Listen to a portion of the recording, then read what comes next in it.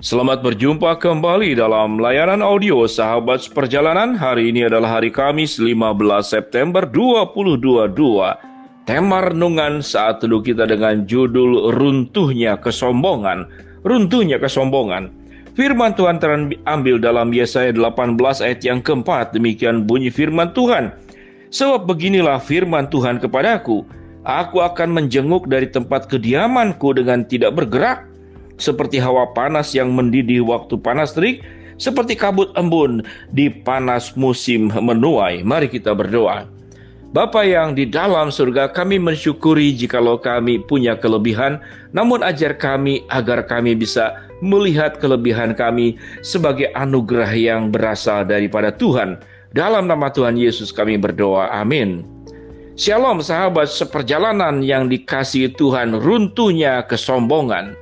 Pada bagian firman Tuhan yang kita baca tadi, kita bertemu dengan orang-orang yang disebut dengan orang-orang Ethiopia.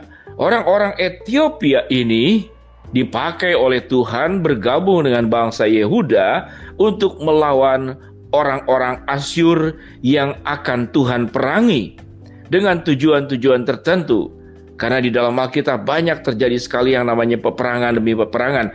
Namun yang jelas kalau Tuhan punya alasan untuk memerangi suatu bangsa, maka ada alasan untuk menyampaikan berita pertobatan karena lalim, karena berdosa, karena menyembah berhala, karena menghina Allah, dan lain-lainnya. Sahabat seperjalanan, singkatnya di dalam bagian Yesaya yang kita baca dalam Yesaya 18, orang Ethiopia ini dikatakan orang yang ulet, orang yang tangkas, orang yang tinggi badannya.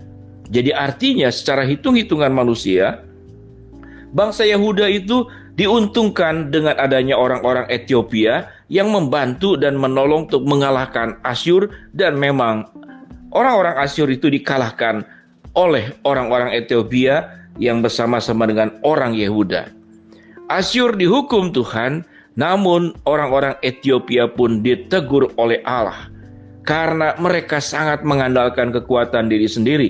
Sekalipun orang-orang Ethiopia itu melakukan sesuatu yang diperintahkan oleh Allah. Kalau kita melihat tentang siapa diri kita, mungkin kita memang bukan bangsa Asyur, bukan bangsa-bangsa yang menyembah berhala, bukan bangsa yang terang benderang melawan Tuhan, yang menghujat Allah, tidak mempercayai Allah. Mungkin kita adalah seperti orang Ethiopia. Badan tinggi, tangkas, ulet, pandai bertempur, pandai berperang, percaya diri. Luar biasa. Tentu orang-orang seperti ini dibutuhkan di banyak tempat, termasuk orang Ethiopia. Itu dibutuhkan sekali oleh orang Yehuda untuk memerangi Asyur. Namun di dalam kelebihan-kelebihan yang kita punya, Tuhan bisa menegur kita tatkala kita lupa bahwa semua yang ada pada kita itu berasal daripada Tuhan. Dan semua yang ada pada kita bisa diberikan oleh Allah dan bisa dicabut, diambil oleh Allah dalam waktu sekejap. Sahabat seperjalanan yang dikasihi Tuhan, bagi kita mungkin yang tidak sehebat orang Ethiopia, kita manusia biasa-biasa saja, ingatlah kita pun bisa menjadi orang-orang yang luar biasa dipakai oleh Allah. Kalau engkau merasa luar biasa dengan seluruh kelebihan yang engkau punya, ingatlah juga bahwa semua kelebihan yang engkau punya pun itu adalah berasal dari Allah. Allah bisa memberikan, Allah bisa mengambil, Allah bisa mencabut dalam waktu yang sesaat. Sahabat seperjalanan yang dikasihi Tuhan, tema renungan kita adalah runtuhnya kesombongan. Apa itu kesombongan? Kita diajarkan semenjak sekolah, kita tidak boleh congkak, tidak boleh sombong, kita tidak boleh adigung, kalau dalam bahasa Sunda artinya kesombongan. Kesombongan ini seringkali datang perlahan namun pasti. Dan yang menarik, banyak kesombongan ditimbulkan karena biasanya dari orang-orang yang rendah diri. Saya tidak bisa apa-apa, saya tidak mampu apa-apa, lalu sadar bahwa kita harus maju untuk bisa selevel dengan orang lain. Nah, dengan ketekunan, dengan daya juang, dengan kerajinan, kita banyak bertemu dengan orang-orang yang seperti demikian, yang mengalami kesuksesan berangkat dari bawah, berjuang mati-matian. Kemudian Tuhan berikan perkembangan, Tuhan naikkan kehidupannya, Tuhan berkati finansialnya, Tuhan berikan kecerdasan-kecerdasan khusus sehingga dia bisa menguasai bidang ilmu tertentu, keterampilan tertentu, punya pesona tertentu, lalu meningkat. Dan pada saat meningkat, kemudian yang tadinya orang tidak menghargai, kemudian mulailah orang mendatangi kita, memberikan pujian, memberikan tepuk tangan, memberikan sorot lampu. Lalu kita bisa menolong banyak orang, membantu banyak orang, memberkati banyak orang. Lalu kemudian pujian pun semakin datang, silih berganti. Seperti angin yang kencang datang kepada kita. Lalu di sanalah kemabukan terjadi. Sahabat, perjalanan kemabukan tidak hanya disebabkan oleh minuman keras, tapi kemabukan bisa terjadi oleh pujian yang bertubi-tubi, pujian yang datang kepada kita. Lalu kemudian merasakan sedemikian banyak orang yang bergantung kepada kita. Kalau kita tidak tolong, orang itu akan habis. Kalau kita tidak tolong, orang itu tidak akan punya masa depan. Kalau kita tidak membantu lingkungan tertentu, mungkin negara, mungkin kita punya dampak buat dunia, maka kalau tidak ada saya, maka tidak akan ada apa-apa. Mulai menggeser posisi Tuhan. Yang awalnya berbicara, kalau tidak ada Tuhan, saya bukan siapa-siapa dan saya bukan apa-apa.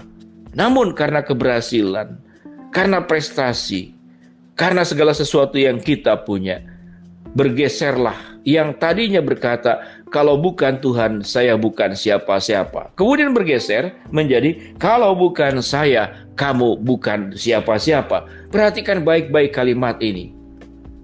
Perubahan dari awal yang sangat rohani, sangat dekat dengan Allah. Kalau bukan Tuhan, saya bukan siapa-siapa. Lama-lama timbul kesombongan karena keberhasilan.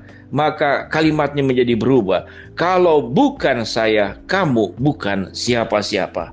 Sahabat seperjalanan yang dikasihi Tuhan, kesombongan itu melukai banyak orang. Karena sewaktu kita sombong, kita menganggap semua orang yang ada di bawah kita itu lebih rendah derajatnya daripada orang yang merasa sombong, orang yang merasa angkuh, sama seperti Raja Herodes. Pada saat itulah kita sedang menempatkan diri di atas dan semua orang ada di bawah, dan Tuhan kita geser, merasa kita tidak perlu lagi Tuhan dalam setiap kehidupan kita. Sahabat seperjalanan, mari kita merefleksi diri. Kalau engkau adalah bagian daripada orang-orang yang masuk dalam dosa kesombongan, maka meminta ampunlah saat ini. Memohonlah pengampunan yang berasal dari Tuhan dan ubahlah kehidupan kita. Kalau kita sebagai orang yang seringkali berhadapan dengan orang-orang sombong, maka biarkanlah, serahkanlah kepada Tuhan. Karena urusan orang-orang sombong itu akan berhadapan dengan Tuhan. Apa yang firman Tuhan katakan pada ayat keempat? Betapa hebatnya Allah.